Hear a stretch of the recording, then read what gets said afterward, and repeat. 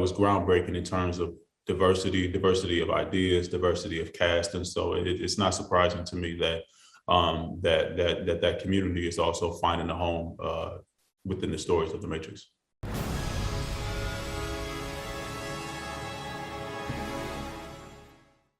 You were both really young when the original Matrix film came out. Can you tell us a little bit about your first impressions of it?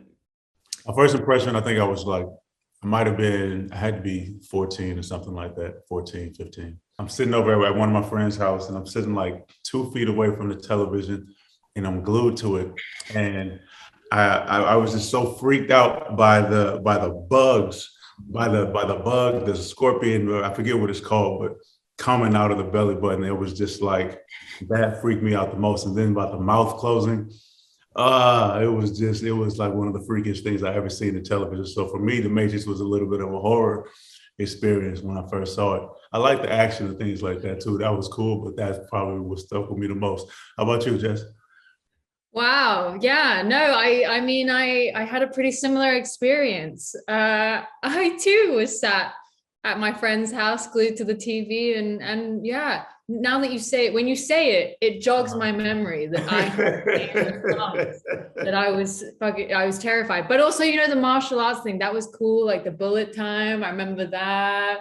Would do that in school with all the other kids. Yeah. The Matrix Resurrections makes quite a direct reference to the fan theory that the Matrix is a trans metaphor. I wondered, have you had much time to sit with that theory, and how does it feel to know that the world's trans and non-binary communities are really looking forward to this film?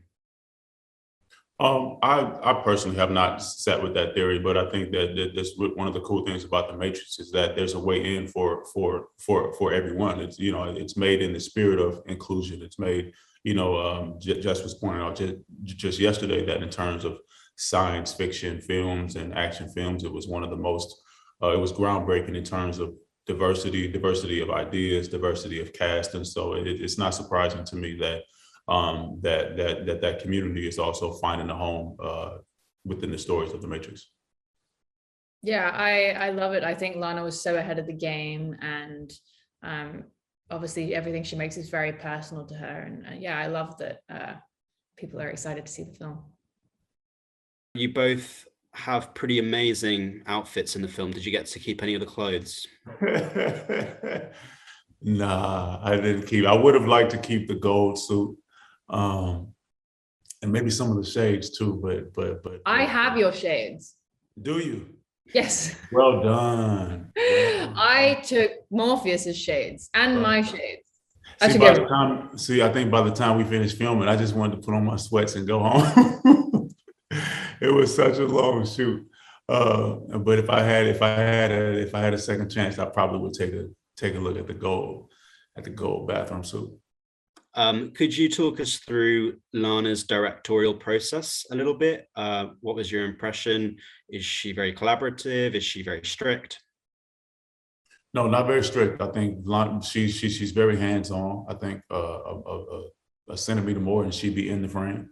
You know, sometimes she'd even grab the camera from the DP. You know, and she's very much on her feet in the film. She's a physical director. You know, she doesn't direct from the chair. She's physically and emotionally invested. She's a teacher also. I think, you know, she collaborates, but she also teaches. So she'll take a moment to teach about lighting or film, or, you know, and she also likes her work. She's a fan of her work too. Check this out. Like, this is a really cool shot, right? And, you know, this is going to be great. And she's a dreamer too. So it's very, very inspiring to watch someone like her work for me. No, I would agree that Lana is very hands-on. You know, she's been working with the same crew for a really long time. And so they all know that no department is safe. She will pick up the camera. She will move lights. She will move props herself, which is very rare to see a director do. Normally they're kind of holed up in Video Village, but she's there. I know that we had to ADR a bunch of lines, re-record a bunch of lines in post-production because she shuffles her feet and she's so close to camera that you can just hear, in so many scenes, you just hear.